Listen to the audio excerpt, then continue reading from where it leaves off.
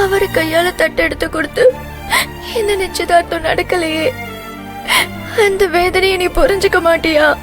ஐயோ சுரேகா, புரியுது. அதுக்கு நாம என்ன செய்ய முடியும்? அம்மா சொன்ன மாதிரி எல்லாத்துக்கும் அந்த நந்தினி தாக்கா காரணம். என்னோட நிச்சயதார்த்தம் நடக்கிற தேச பக்கம் கூட அவ வரக்கூடாதுன்னு நினைச்சேன். எல்லாம் ஏன் தலைவிதி. அவங்க 2 பேரும் தான் ஏன் நிச்சயதார்த்தத்தை முன்னாடி நின்று நடத்தி வைக்கிறாங்க. இதெல்லாம் காலத்துக்கும் என்னால மறக்க முடியுமாக்கா? என்னடி செய்ய சொல்ற? உனக்கு கொடுத்து வச்சது அவ்வளவுதான். ஐயோ அருவருப்பா இருக்குதுக்கா. அந்த நந்தினி கையால தட்டு மாத்தினதா நினைக்க நினைக்க அப்படியே ஆத்திரமா வருதுக்கா. சுரேகா, இப்படி நடந்ததே நினைச்சிட்டு இருந்தா உன்னால தூங்க கூட முடியாதுமா. மாதிரி அவளை கூட்டு போய் ட்ரெஸ்ஸை மாற்றி விட்டு சாப்பிட்றதுக்கு ஏதாவது கொடுமா. பசியாக இருந்தால் கொஞ்சமாவது ஆறுதலாக இருக்கும். போமா, கூட்டிகிட்டு போமா, கூட்டிகிட்டு போ. சுரேகா, நான் சொல்றத கேளு. நீ என் கூட வா. வா.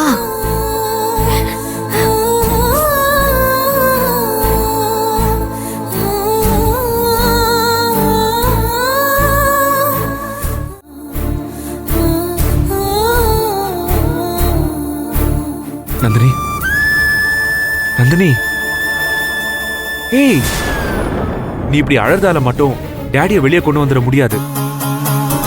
எதுக்கு நந்தினி இப்படி உன்னை நீயே வர்த்திக்கிற? அழாத ப்ளீஸ், அழாத நந்தினி. என்னால உன்னை இப்படி எல்லாம் பார்க்க முடியல. நீ இப்படி இருக்காத. மனசு உறுத்துது சார்.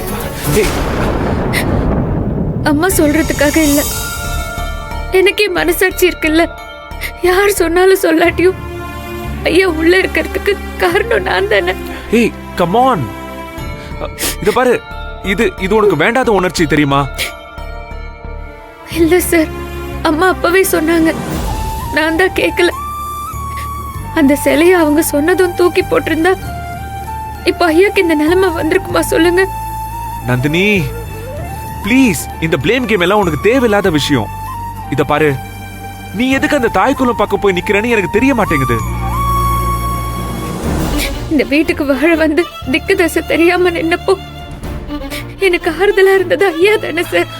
எங்க அப்பா படிக்கல, ஆனா அவர்கிட்ட இருந்து எனக்கு கிடைச்ச பாசம் ஐயா கிட்டயும் எனக்கு கிடைச்சது.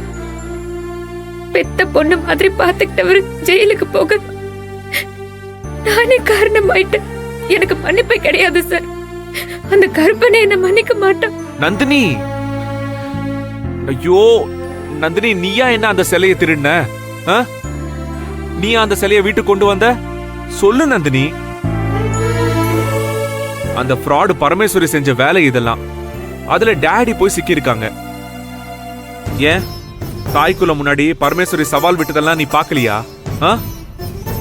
அத தாய்க்குள்ள வேணா மறந்துருக்கலாம், நீயுமா மறந்துட்ட? இல்ல சார், நீங்க என்ன சொன்னாலும் என்னால என்னையே மன்னிக்க முடியாது. ஐயோ ப்ளீஸ்.